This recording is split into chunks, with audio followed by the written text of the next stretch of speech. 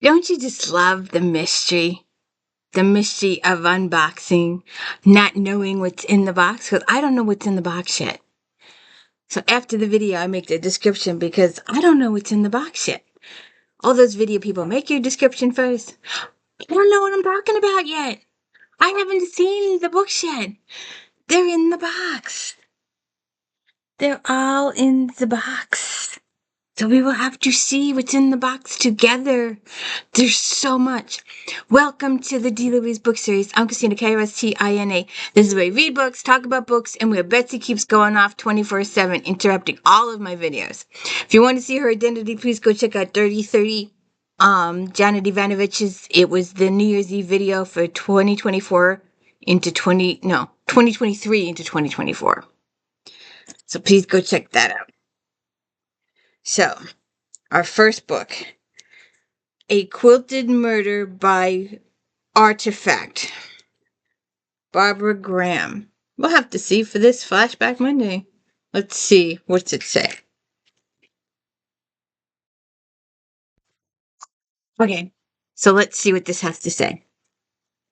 A sweltering heat strikes the Smoky Mountains and combines with cold cases of murder, producing Sheriff Tony Abernathy doesn't want.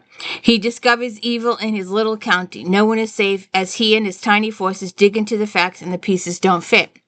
Lawn ornaments vanish each night. An anonymous person mails Tony notes and newspaper clippings about people who disappeared 20 years ago.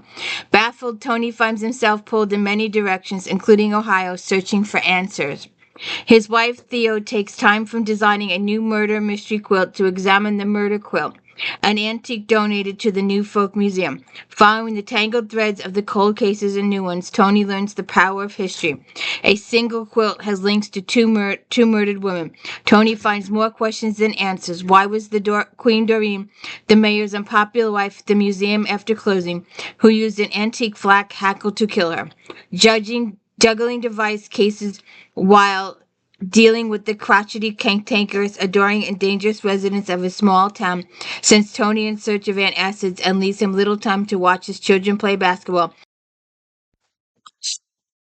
I cut myself off. So yeah. So Maeve Binchy, A Week in Winter. And I said before I got cut off that publishers give the authors better paper when they know they're gonna do well. Stony Bridge is a small town on the west coast of Ireland where all the families know each other. When Chicky Star decides to take an old, decaying mansion set on high cliffs overlooking the windswept Atlantic Ocean and turn it into a restful place for a holiday by the sea, everyone thinks she's crazy. Helped by Rigger, a bad boy turned good who is handy around the house, and Orla, her niece, a whiz of business, Chicky is finally ready to welcome the first guest to Stonehouse, big warm kitchen, log fires, and underestimated elegant bedrooms. John, the American movie star, thinks he's arrived incognito. Winnie and Lillian are forced into taking a holiday together. Nicole and Henry, husband and wife, have been shaken by seeing too much death practicing medicine. Anders hates his father's business but has a real talent for music. Miss Nell Howe, a retired school teacher, criticizes everything and leaves a day early, much to everyone's relief. The Walls are disappointed to have won this second prize holiday in a contest where the first prize was Paris, and Frida the librarian is afraid of her own psychic visions. 2012.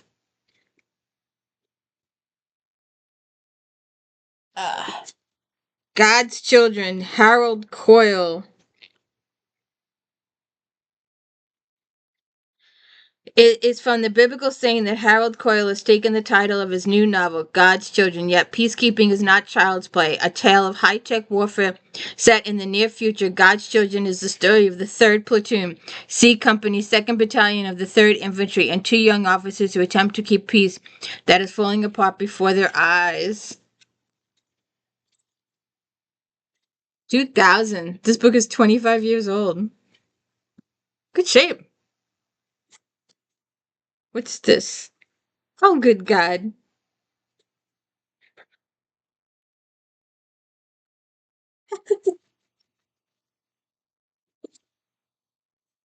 Oh, look at this.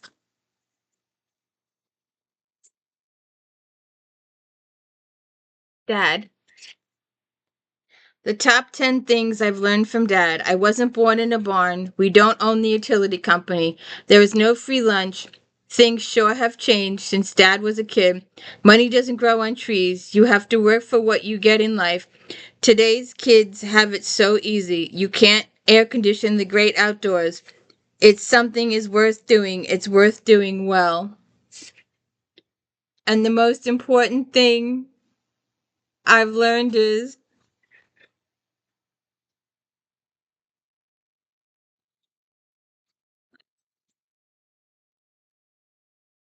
my dad is the greatest. I figured that one out on my own. Happy birthday. Interesting things you find in a card in a book. And what did we say this was from 2000? Oh,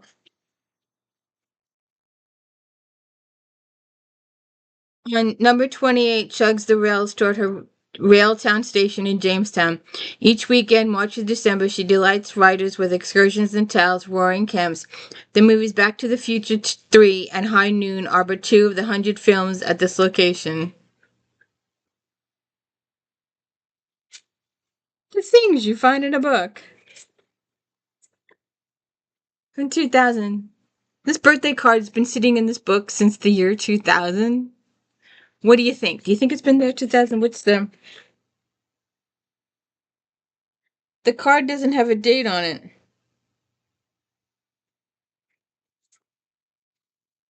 There's no date on it. So this card, hypothetically, could be sitting in this book since the year 2000. That's interesting.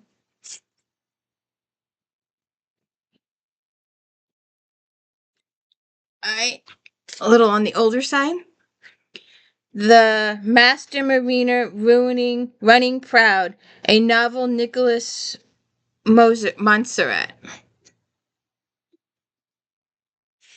I can see why they get rid of this one. For 25 years, Nicholas Montserrat has lived with a magnificent dream, a dream to stretch a novelist's imagination to the limit of one man's living the hazardous life of a British seaman through 4 centuries of maritime history. Living with that fantasy has followed the seaways of the great adventurers and naval captains of the past, from the inlands of the Antarctic to the gentle islands of the South Pacific. And now he has transmuted all he has learned into this book of the story of Matthew Law, a master mariner. Matthew Law, whose spectacular act of cowardice in the midst of Drake's defeat of the Spanish Armada has brought upon him a wild witch's curse, that he stay on the earth until his guilt is purged. 1978.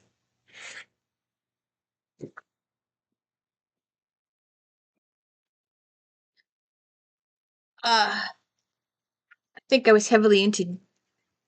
Nah. Yeah, I might have been into Judy Blume at that point. I don't know.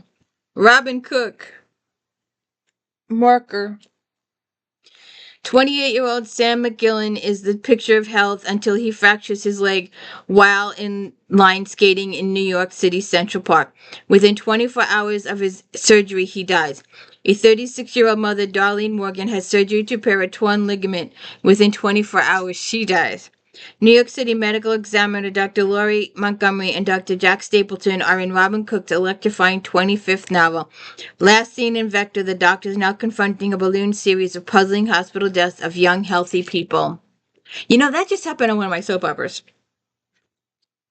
And there was an evil guy killing them all.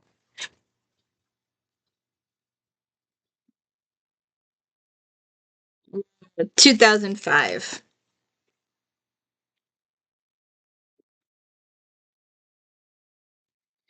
Mr. Nobody, Catherine Steadman.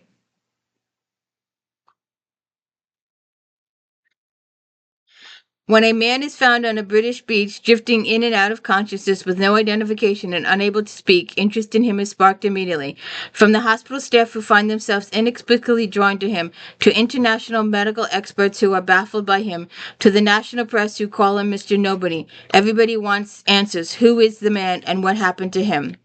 Neurophysicist neuropsychiatrist Dr. Emma Lewis is asked to assess the patient in a small town deep in the English countryside. This is her field of expertise. This is the chance she's been waiting for. And this is the case that could make her career. But there is danger in the... Wow, they put a lot of extra pages in here. It's 2020. I wonder when they got rid of this. You think no one was interested in it?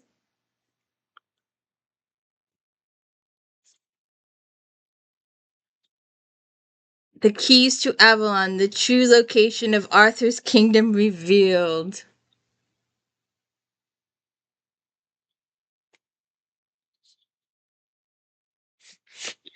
In this groundbreaking book, historians Steve Blake and Scott Lloyd unearthed the truth about King Arthur and the magical realm of Avalon. They reveal how, though their investigations, they traced original key documents which had lain neglect for centuries. By combining these ancient sources with an intimate knowledge of the British landscape, they've managed to cast new light on the Dark Ages. Pictures.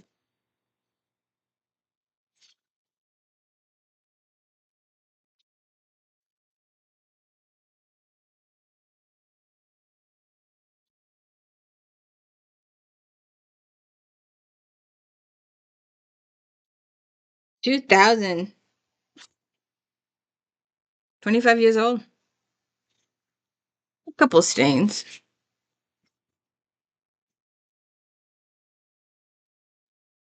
See. 5 days at Memorial. Sherri Fink. Got the good paper. In the tradition of the best investigative journalist, physician, and reporter Sherri Fink reconstructs 5 days at Memorial Center and draws the reader into the lives of those who struggled mightily to survive and to maintain amid chaos. After Katrina struck and the flood waters rose, the power failed, and the heat climbed, exhaustive caregivers chose to designate certain patients last for rescue. Months later, several health professionals faced criminal allegations that they deliberately injected numerous patients with drugs to hasten their deaths.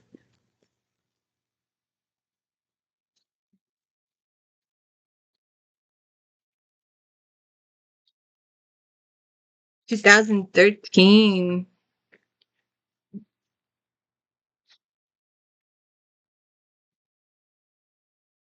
Oh, we've seen him before. Dan Brown, Inferno. Harvard professor of symbology Robert Langdon awakens at the hospital in the middle of the night. Disoriented and suffering from a head wound, he recalls nothing of the last 36 hours, including how he got there, or the origin of the macrame object that his doctors discovered hidden in his belonging. Langdon's world soon erupts in chaos, and he finds himself on the run in Florence with a stoic young woman, Sienna Brooks, whose clever maneuvering saves his life. Langdon quickly realizes that he is in the possession of a series of disturbing codes created by a brilliant scientist, a genius whose obsession with the end of the world is matched by his passion for one of the most influential masterpieces ever written. 2013.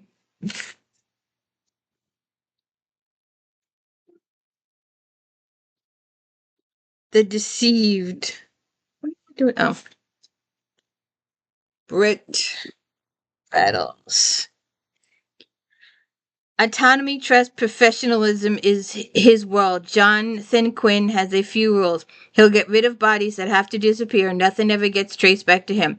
But when Quinn is called to a busy Los Angeles port where a shipping container has just come in, it's clear his rules have been violated. Inside the crate is a dead man who once saved Quinn's life. And while no one knows how former CIA agent Steve Markoff died, Quinn has to do more than clean. He has to find Markoff's girlfriend Jenny to tell her that Markoff is dead and to find out why. 2008. Little on the yellow side. If you can see it. Doesn't show it much. The Dark Side of Camelot. Seymour HERSH. Ah, Kennedy. Oh. Who did I'm finding stuff in these books today.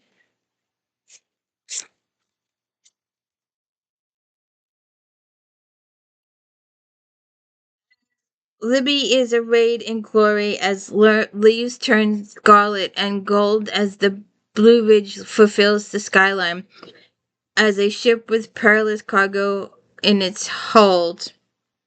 Okay.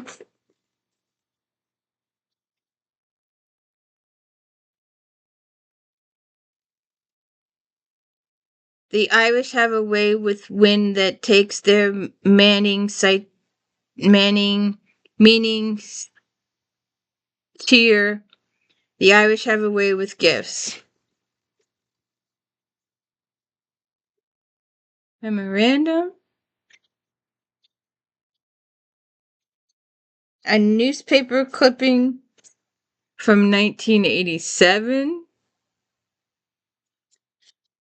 I have no idea. That's what's in this book. Um, he used it all, his father's fortune and his own beauty, wit, and power, with a heedless, reckless daring. There's no tomorrow, and there's no secret that money and charm could not hide. In this groundbreaking book, award-winning investigative journalist Seymour M. HERSH shows JFK we have never seen before, a man insulated with the normal consequences of behavior long before he entered the White House. His father Joe set the pattern with arrogance and cunning that have never been fully appreciated.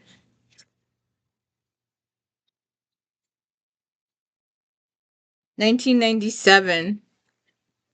So what's a newspaper clipping from 1987 doing in a book from 1990? This is just weird. That is just so weird. Let's hope maybe we'll find some money. Wouldn't that be cool? I don't know. That is so weird. It's Irish poems and a newspaper clipping from 87. The things you find in books. Patricia McDonald. And that was never, was it? No, that was just a donated book. That wasn't even a library book. Patricia McDonald. Suspicious Origin. When Boston cable television news producer Britt Anderson learns of the death of her beautiful sister Greta, she heads straight for her sister's hometown. Estranged from Greta since their father died, Britt meets for the first time her attractive brother-in-law, Alec Lynch, the owner of a successful snowball dealership, and her 11-year-old niece Zoe, who surprisingly escaped the fire with her life. Surprised by the emotional bond that springs between her and Zoe, Britt decides to spend time with her sister's family to help her niece recover from the tragedy. But soon Britt clashes with her brother-in-law and picks up clues about her sister's unhappy marriage. Let's see. 2003.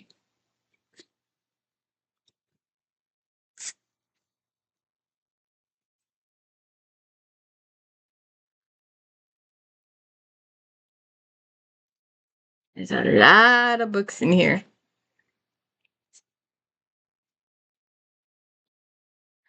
Trick of the Dark, Val McDermid.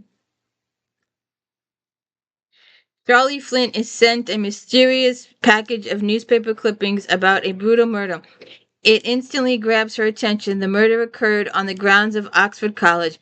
A groom battered to death just hours after his wedding. As his bride and wedding guests sipped champagne, his alleged killers were sipping his blood-stained body into the river. 2010.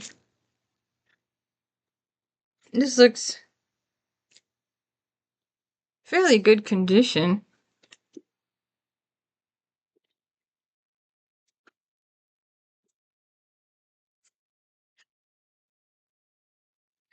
The Impeachment of Abraham Lincoln. Stephen L. Carter.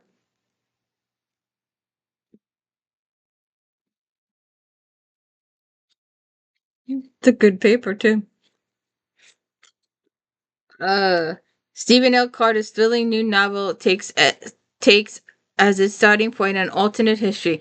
President Abraham Lincoln survives the assassination. 2 years later, he's charged with overstepping his constitutional authority during and after the Civil War.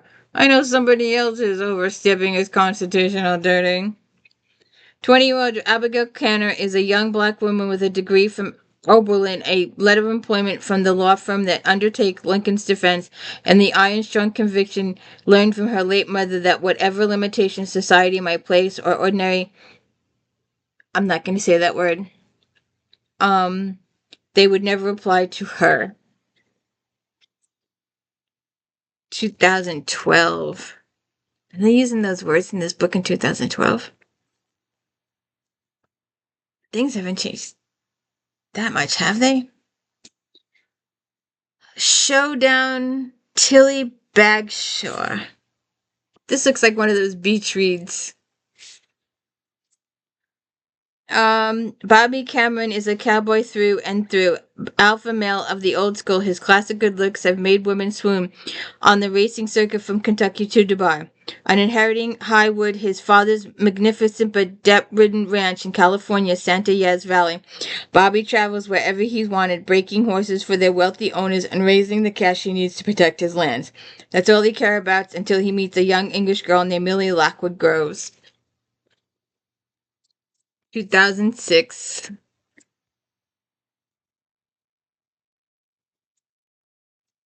Summer in Tuscany, Elizabeth Adler.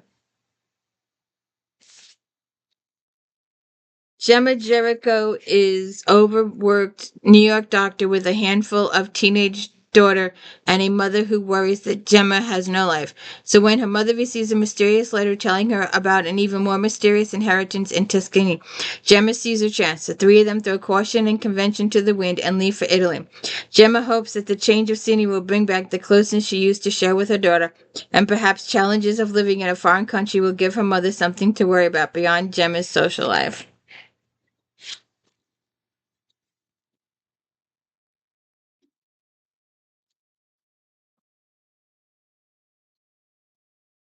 It's interesting.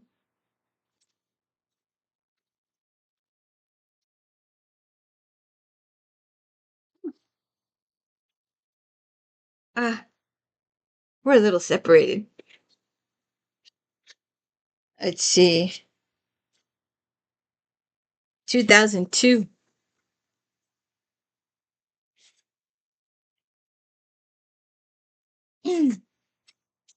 Olivia Goldsmith. Fashionably late. Paper. The savvy and provocative author of the best-selling novels The First White Club and Flavor of the Month now turns her razor-sharp pen on the tumultuous world of international fashion. Karen Kan is one of those women whose others envy. As New York fashion designer, she's at the brink of megastardom after making the transition from hardworking Brooklyn girl model to designer du jour. She's happily married, has a fake fat bank balance, and heads her own successful fashion company, Zinc. Now just over 40, she's ready to take the plunge. Karen wants a baby, but she's lost the race against her biological clock. Karen Kuhn, the woman who has it all, cannot conceive. She may have the designer label, but she doesn't have the designer genes. She decides to take 2 steps to adopt a child and to launch a search to find her real mother. Ironically, while Karen was created an international identity and logo, she adopted a child has never discovered her parentage. Oh, let's see. This is really thick paper. 1994.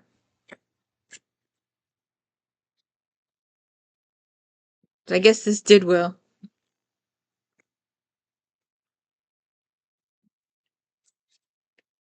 The day after.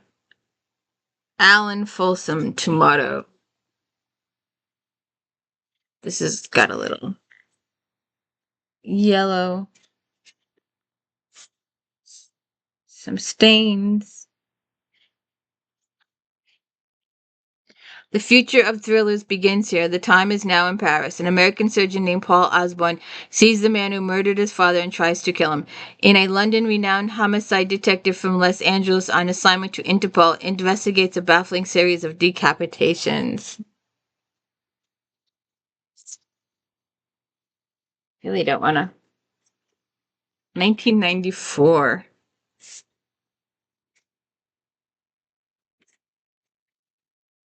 The Fat, Free, and Fatal. Oh, we might keep this one. Oh, it's got stains on it. That's why they got rid of it. But it still might be worth keeping.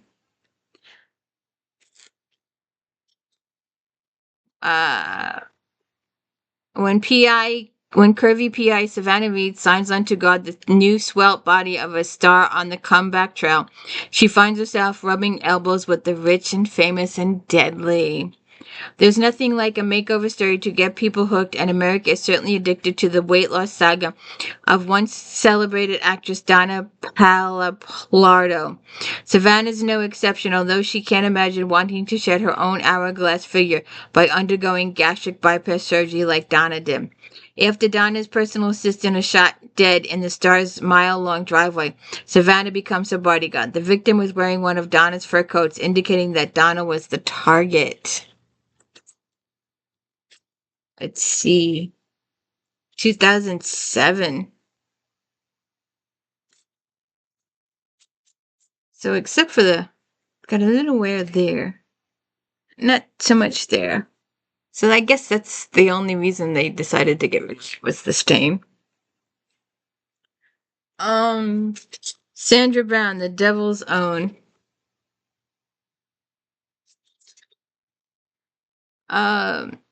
From the start, Carrie Bishop anticipated danger. She expected unimaginable fear and a terrifying race to save 9 children. She prepared for the fight of her life, but she wasn't prepared for a passion as almost as dangerous as the mission she had undertaken.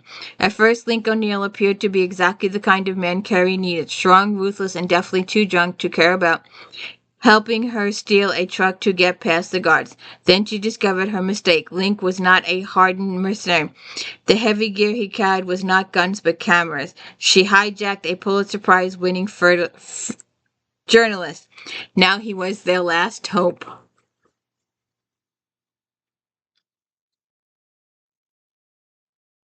1987. You think that newspaper clipping belonged to this book? It's just weird. They were all in the same box. Darkfire, Elizabeth Lowell. We know her. So why does it say Darkfire and it's the sun beaming on a lake or something? Cynthia's father had insisted she hire a survival specialist for her Ecuadorian trip, and Ecuadorian. And she'd reluctantly complied, only to find Trace Rawlings was everything she disliked in a man. Ruthless, domineering, egotistical, yet traveling through the treacherous South America rainforest, she found he was all the man she needed. 1988.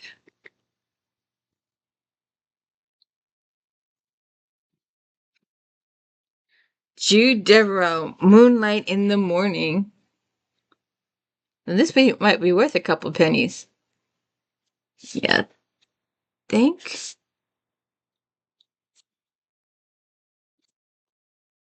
I wonder when they got rid of this.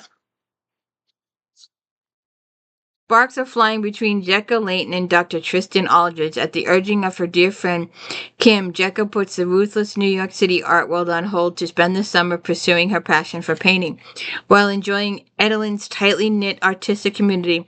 For years, Kim's cousin Tris, the town's handsome and dedicated doctor, felt a deep connection to Kim's college sister Jessica. Though they only met once before, now Jessica is swept off her feet. Aww.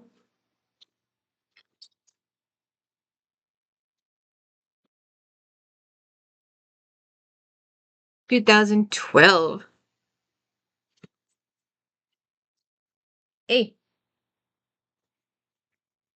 smoke.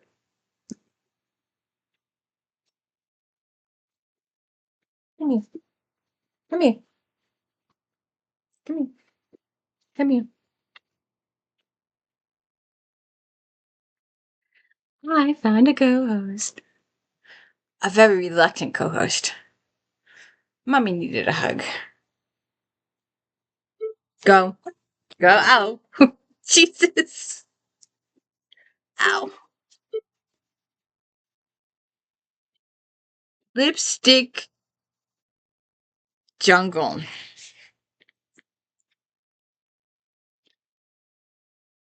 Who is this? It's Ollie's, maybe? I have no idea whose ticket that is. Nico O'Neilly is the ultimate executive, cool, glamorous, and always in control. The editor-in-chief of Bonfire magazine, Nico is poised to take over the entire division of the company.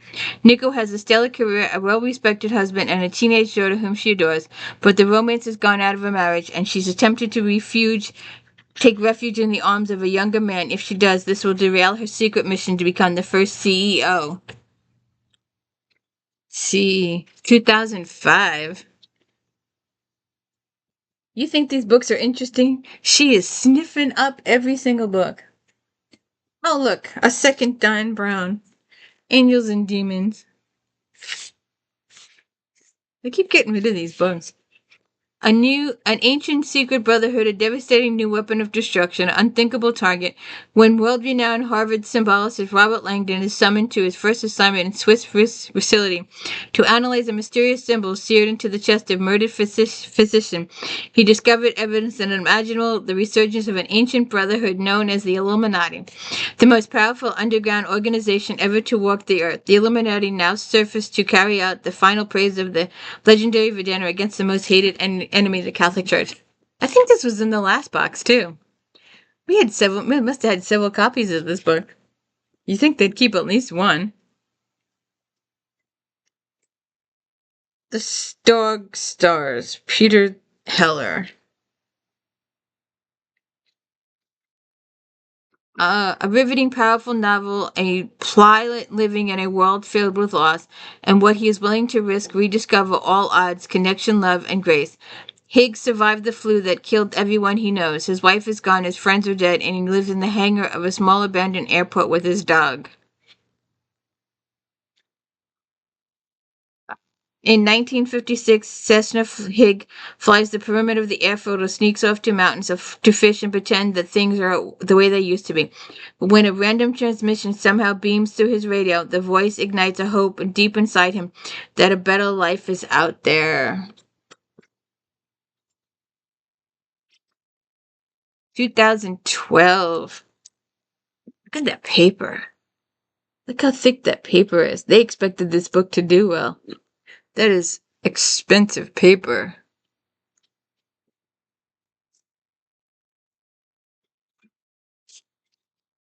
Lawrence Sanders, McNally's Secret. Something is tarnished on the Gold Coast of Florida. Behind Palm Beach's highfalutin facade bubbles a low-down brew of blackmail, fraud, adultery, and murder. Playboy sleuth Arch McNally specializes in discreet cases for his father's old line law firm. Plying his trade amongst the rich and privileged, Archie must make any little embarrassments vanish away without letting the barest hint of scandal come to light. 1992.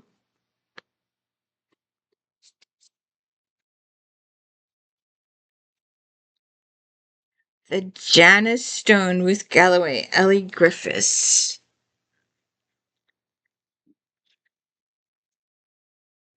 It's only been a few months since forensic archaeologist Ruth Galloway found herself entangled in a missing child case, barely escaping with her life, but when construction workers demolishing an old mansion make way for a new development, uncover the bones of a child beneath a doorway minus its skull, Ruth is once again called upon to investigate. Is it a Roman-era ritual sacrifice, or is the killer close at hand? Detective Harry Nelson would like to find out, and fast. When it turns out the house was once a children's home, Nelson traces the Catholic priest who served as its operator. Father Hennessy tells him that 2 children did go missing from the home 40 years before, a boy and a girl. They were never found. When the carbon dating proves the child bones predate the home and relate to the time when the house was privately owned, Ruth is drawn more deeply into the case. 2010. Mary Kate Andrews, The Santa Suit. Could use this for Christmas. When newly divorced Ivy Perkins buys an old farmhouse sight unseen, she's definitely looking for a change in life. The farmhouse called the Four Roses is a labor of love, but Ivy didn't bargain for just how labor entailed it was. The previous family left so much furniture and junk that it's a full-time job sorting through it. At the top of a closet, Ivy finds a Santa suit, beautifully made and decades old. In the pocket, there's a note written in a childish hand. It's from a little girl who had one Christmas wish, that it was for her father to return home from the war. She wants to find out if he did or not. This is waterlogged. 2021. It's waterlogged. It's got something on it. That's why they got rid of this one, because otherwise it's...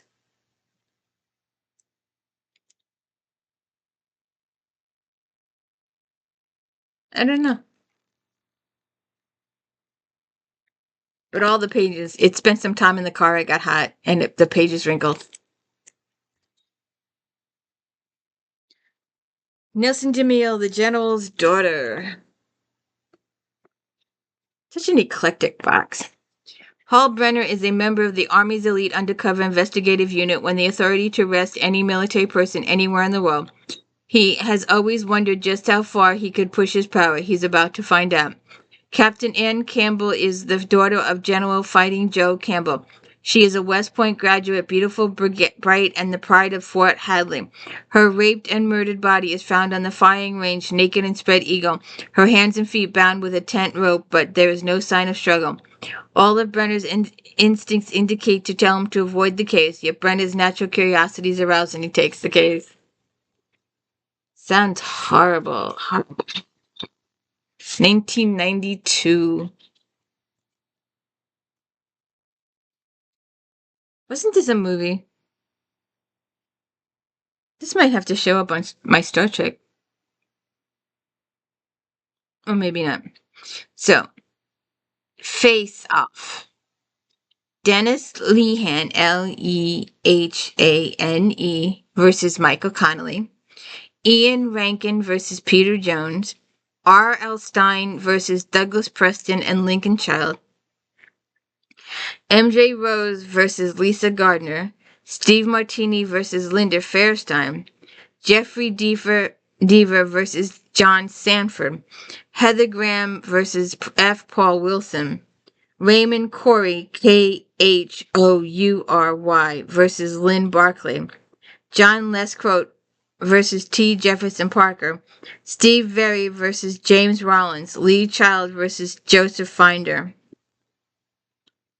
Edited by Balducci. That looks interesting. All those authors, these are really, really good authors. All of these are really good authors. Where else can you find Dennis Lehane's Pat Kenzie and Michael Connery's Harry Bosch together, solving a missing persons case that seems ripped from the headlines? Or Lee Child's Jack Reacher teaming up with Joseph Finder's Nick Keller to settle a score with an Albanian gang about to break the legs of a crooked accountant? This looks good. Why didn't they get rid of this? And it didn't even... 2014.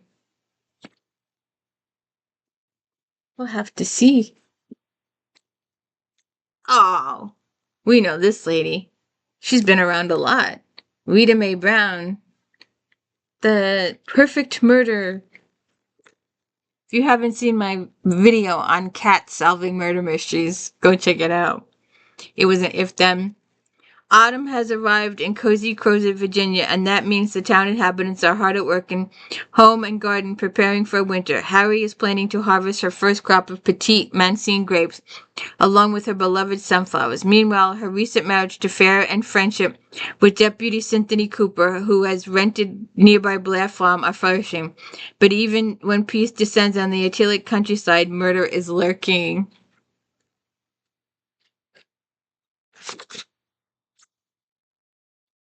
2008.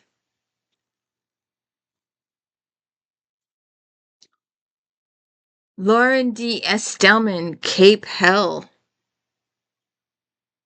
Pretty good condition, too. Really good hardcover. U.S. Deputy Paige Murdoch is ordered by federal judge to Capel, Mexico, to verify a report that Confederate Captain Oscar Childress is raising an army to take over New Mexico City and intends to turn north to rekindle the Civil War. Childress, it seems, has the weapons, wealth, and moral compass to do it. Unable to talk himself out of the mission, Murdoch heads south with only Hector Costanzo, an engineer who can't be trusted, and Joseph, a Native American fireman with a few secrets toward a man bent on whole massacre.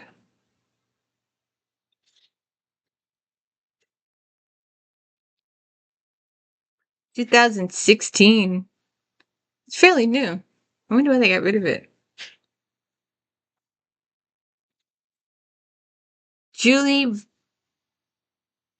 I was looking here for her name. Julie Bucks.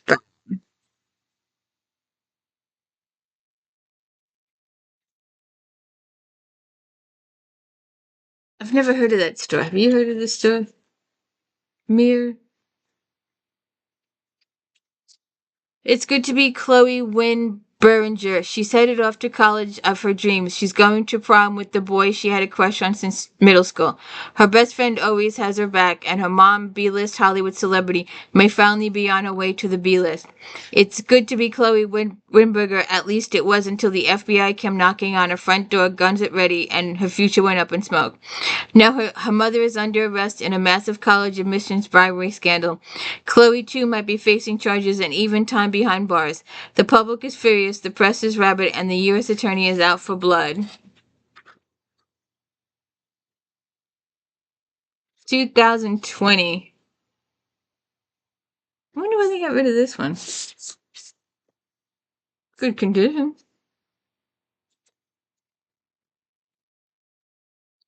And the final book, Jessica Brody, The Karma Club. Oh, wait a minute, there's one more. Madison Kasparko always thought she understood how karma works. It's a mysterious, powerful force that brings harmony to the universe. You know, to do things, good things, you'll be rewarded. Do bad things and karma will make sure you get what's coming to you. A sort of cosmic balancing act.